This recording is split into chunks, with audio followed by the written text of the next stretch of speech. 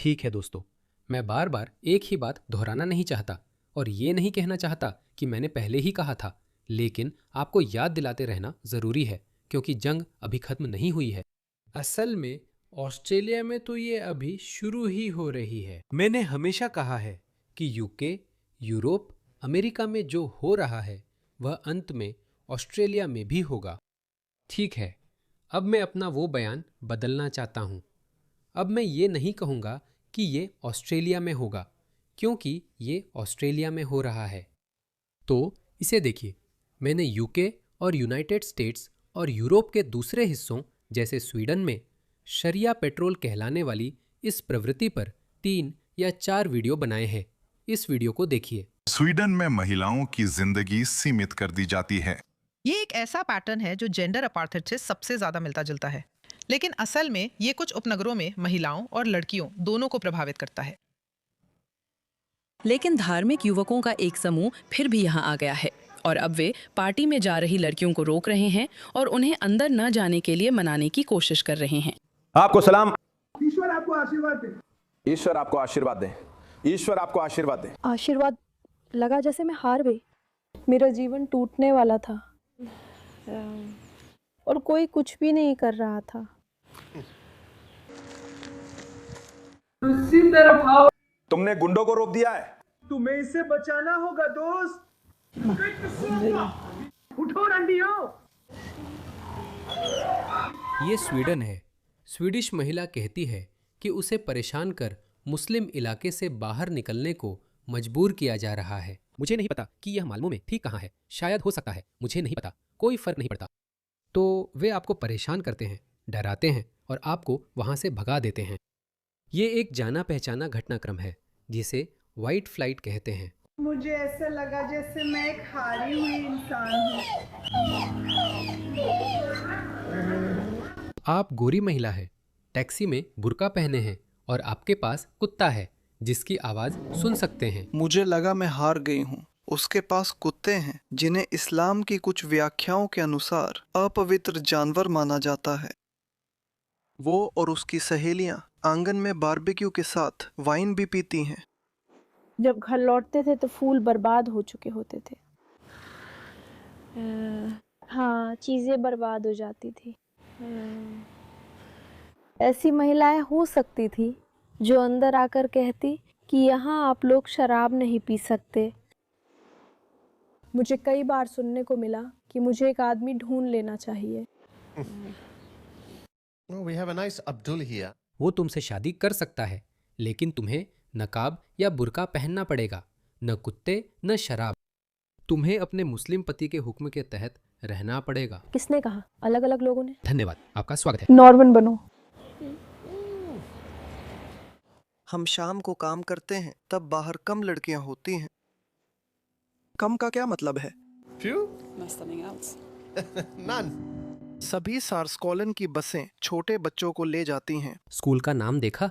अल अजहर बास।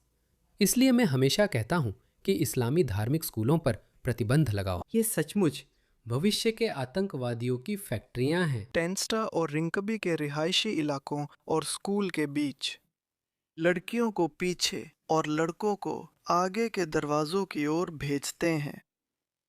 शोधकर्ता डेविन रेक्सविड को इसमें 1950 के दशक के अल्बामा अमेरिका की बसों जैसी समानता दिखती है।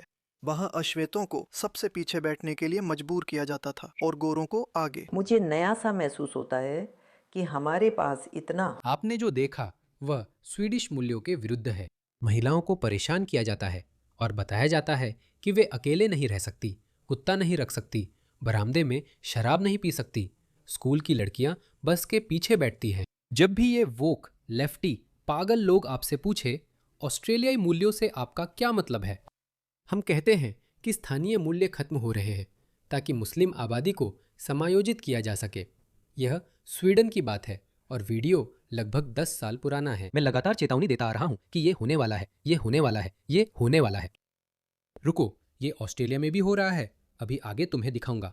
लेकिन मैं तुम्हें एक और वीडियो दिखाता हूँ। ओह, ये देखो, एक और वीडियो अभी अभी आया है। अल्लाहु अकबर! ओए एसनस हराम या एसनस! ईश! अल्लाहु अकबर, अल्लाहु अकबर, व तौफदा मिट बकत हलाल, अल्लाहु अकबर। और मैंने दोबारा तिबारा जांचा। ये कोई एआई वीडियो नहीं है जो आपने अभी देखा। मुझे पता है कि ये थोड़ा वैसा लगता है, लेकिन ये नहीं है। मैंने इसे दोबारा दोबारा जांचा है। इसमें कुछ भी नया नहीं है दोस्तों। आपने ये 5 करोड़ बार देखा है। अगला वीडियो देखें। अमेरिका के न्यूयॉर्क में शरिया गश्ती दल। समूह के उपाध्यक्ष नूर रबा के अनुसार इस समय समूह में 30 सदस्य हैं, लेकिन उनकी योजना है कि वे जल्दी ही पूरे शहर में फैल जाएं।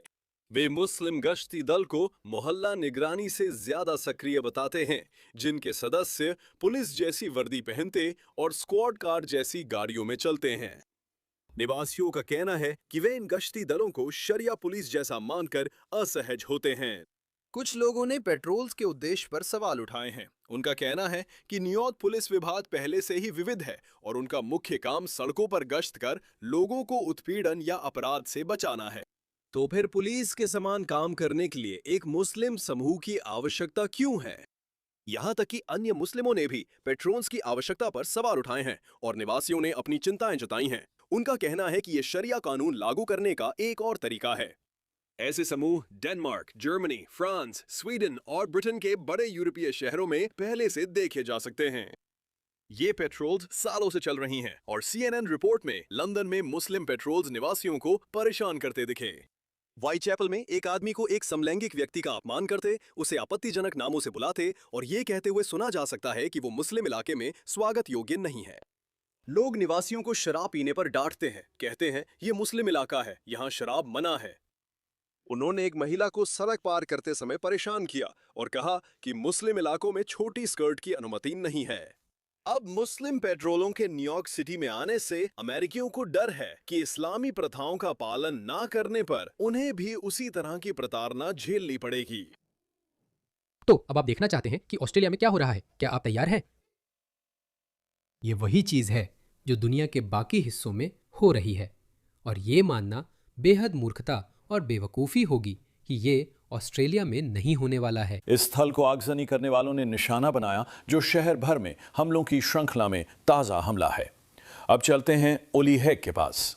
ओली, पुलिस का मानना है कि फायर बॉम्ब हमलों के लिए किशोर भर्ती हो रहे हैं। हाँ, बिल्कुल सही है पीटर, और ये पुलिस की एक असाधारण चेतावनी के बाद आया है जो कल ही दी गई थी। मेलबर्न भर के बार और नाइट क्लब्स में फायर बॉम्ब हमलों और ऐसे हमलों की कोशिशों के खतरे को लेकर अब शहर में बारबम्बी मंगलवार से 7वां स्थान बन गया है, जिसे निशाना बनाया गया है। अब ऐसा माना जा रहा है कि आज सुबह करीब 6 बजे अज्ञात अपराधियों के एक समूह ने उस बार में घुसपैठ की। उन्होंने उस स्थान को आग लगाने की कोशिश की, लेकिन वे असफल रहे। पुलिस का कहना है कि उन्हें बाहर एक जेरी कैन मिला। अब तक मंगलवार से 7वां स्थान है जिस पर हमला हुआ है, जैसा कि मैंने बताया था। सप्ताह भर में जिन अन्य बार और स्थानों पर हमला हुआ है, उनमें साउथ यारा का एमरसन और एल्बियन भी शामिल हैं, और इसमें शहर का सोहो भी शामिल है। अब पता चला है कि सोहो में कल हुई आगजनी के मामले में 16 और 17 साल के 2 किशोर गिरफ्तार हुए हैं। लेकिन इतने कम दिनों में कई स्थानों को निशाना बनाया गया या बनाने की कोशिश हुई। पुलिस को शक है कि और भी अपराधी अभी खुले घूम रहे हो सकते हैं, इसलिए वे जानकारी रखने वालों से अपील कर रहे हैं। तब से हमने ये जाना है कि कुछ मध्य पूर्वी गिरोह इन सूडानी या अफ्रीकी युवा गिरोहों को अपना गंदा काम करने के लिए किराए पर रखते हैं। इसका कारण है कि वे नाइट क्लब्स, बार्स को निशाना बना रहे हैं। मुसलमान इससे नफरत करते हैं और ये बात तुम्हें पहले ही 5 करोड़ बार बता चुके हैं। वे बदलने वाले नहीं हैं। वे अपने धार्मिक कर्तव्य से पीछे हटने वाले नहीं हैं, जो कि पश्चिमी जीवन शैली को खत्म करना है। फिर भी अल्लाह सुब्हानहू तआला की शरीयत लागू होने का इंतजार कर रही है। हम भूल जाते हैं कि हर एक दिन जो हम अल्लाह सुब्हानहू तआला की शरीयत के बिना जीते हैं, हमें अपमानित और तुच्छ समझा जा रहा है। मुसलमानों का खून अब सस्ता है। इसे देखिए, मैंने ये वीडियो अभी हाल ही में चलाया था। ये फ्रांस में हुआ था। देखिए वो क्या कर रहा है। ये अल्जीरियाई मुसलमान लोगों से भरे एक बार में आग लगा देता है। बार में सोचिए, ये लोग चर्च, बार, नाइट क्लब, कैसीनो पर हमला करते हैं। देखिए,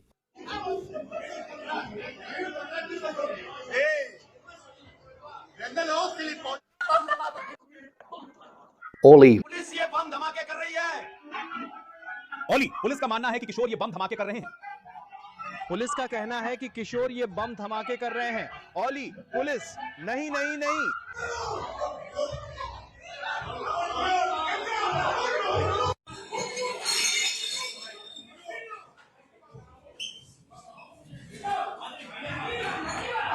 नहीं, दरवाजा खोलो, मत ले जाओ।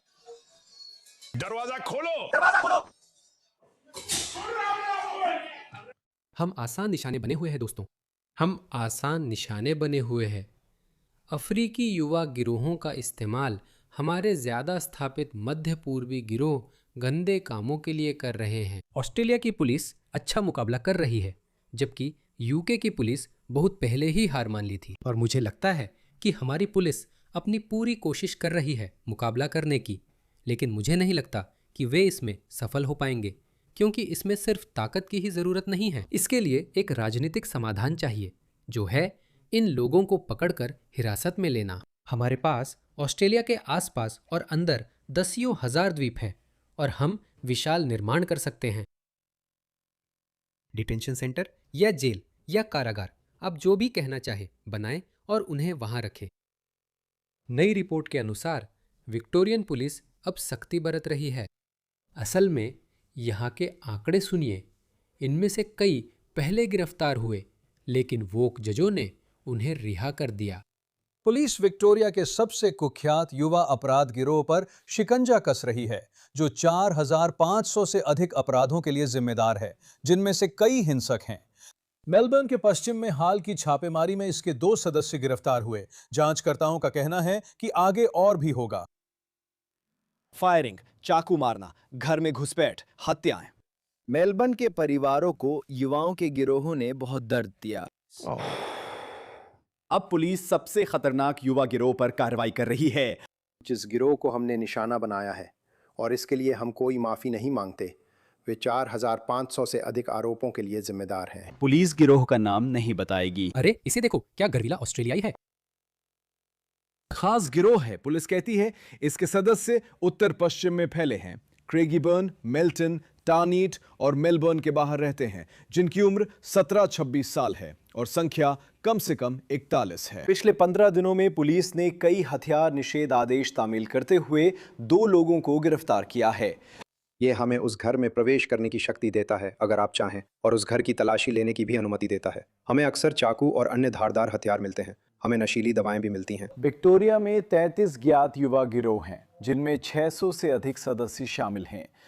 ये मुश्किल नहीं है दोस्तों, 600 लोग हैं, आप उन्हें गिन सकते हैं। मुझे लगता है पुलिस के पास भी आंकड़े हैं। शायद मैं यह कहूँ या नहीं, पर मुझे यकीन है हर ऑस्ट्रेलियाई यही सोचता है। हम सिर्फ अपना ऑस्ट्रेलिया वापस चाहते हैं। पहले ऐसा नहीं होता था। उनमें कोई भी मूल ऑस्ट्रेलियाई नहीं है, वे सभी आयातित ऑस्ट्रेलियाई है। पिछले 1 साल में 440। मैंने ऐसे दर्जनों वीडियो देखे हैं, और जैसा कि मैंने कहा 440 ऐसी गिरफ्तारियां की गई हैं।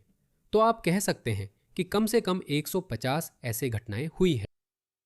हम दरवाजे बिना ताले छोड़ते थे। और सोचिए जरा, आप अपने दरवाजे पर ये देखते हैं। पहले ऐसा नहीं होता था दोस्तों, माफ कीजिए, पहले ऐसा नहीं होता था, और हमें इसे स्वीकार करने की जरूरत नहीं है। लेकिन आखिर में ये आंकड़े सुनिए। हमें अक्सर चाकू और दूसरे धारदार हथियार मिलते हैं। हमें नशे की चीजें भी मिलती हैं। पिछले 1 साल में 440 अपराधियों को कम से कम 3 बार गिरफ्तार किया गया। इनमें से 47 को 10 से ज्यादा बार गिरफ्तार किया गया। इनमें 47 को 10 बार से अधिक गिरफ्तार किया गया है। उन्हें गिरफ्तार किया जाता है और वे बाहर आ जाते हैं। मैंने सुना कि जेसिंटा एलन ने कुछ हफ्ते पहले कहा था कि हम जमानत कानून और सख्त कर रहे हैं। जिसने वीकेंड पर एस्कॉटवेल में 2 लोगों को कुचला, वो भी जमानत पर था। ये अपराधी सब जमानत पर बाहर हैं, और अगर स्पीड लिमिट से 10 किलोमीटर तेज गए तो आपकी खैर नहीं। आज हम देश के सबसे सख्त जमानत कानूनों की शुरुआत की घोषणा कर रहे हैं। सख्त नए जमानत कानून जो अपराध दोहराने से रोकेंगे और विक्टोरिया वासियों की सुरक्षा करेंगे। और हम ये काम समुदाय की सुरक्षा को जमानत के फैसलों के केंद्र में रखकर करेंगे। ध्यान को रिमांड को अंतिम विकल्प मानने से बदलकर समुदाय की सुरक्षा को पहला सिद्धांत बनाएंगे। जिसे जमानत का फैसला करने वालों को सबसे पहले ध्यान में रखना होगा। हम और भी सख्त नए जमानत मानदंड बनाएंगे, सख्त कानून लाएंगे ताकि ये नए मानदंड सबसे गंभीर अपराधों पर केंद्रित हों, खासकर वे अपराध जिनमें हम अपने समुदाय में बार बार अपराध होते देख रहे हैं। और इन नए मानदंडों को पूरा करना बेहद मुश्किल होंगे। और साथ ही हम नियमों का उल्लंघन करने पर नई सजाएं भी लागू करेंगे। जमानत का सम्मान होना चाहिए, इसीलिए नियमों का उल्लंघन करने पर नए अपराध निर्धारित किए जाएंगे। जमानत पर रहते हुए अपराध करने के लिए नए अपराध बनाए जाएंगे और जमानत पर अपराध करने वालों के लिए दूसरी बार अपराध पर सख्त नियम लागू किया जाएगा। कोई भी नहीं चाहता कि बच्चे रिमांड पर जाएं, लेकिन हम रोज 4 युवा गैंग सदस्यों की गिरफ्तारी देखते हैं। कई मामलों में ये युवा गैंग भी अवैध तंबाकू व्यापार में संगठित अपराध समूहों का शिकार बन रहे हैं। पुलिस के अनुसार इन युवाओं से आगजनी या गाड़ी से गोलीबारी जैसे गंदे काम कराए जाते हैं। शरिया लागू करने के लिए बार और नाइट क्लब में आगजनी की घटनाएं। मैं आपको ये वीडियो दिखाना चाहता था, लेकिन अफ्रीकी युवा गैंग की समस्या भी है। अगर आप सच जानते तो कभी गैंग में शामिल नहीं होते, और मेरा मतलब ये है कि इसका अंजाम बुरा ही होता है। हाँ, उन लोगों को ये समझाना आसान नहीं है जिन्होंने पुलिस वैन की सवारी से भी कहीं ज्यादा बुरा देखा है। ये बहुत ही दयनीय है।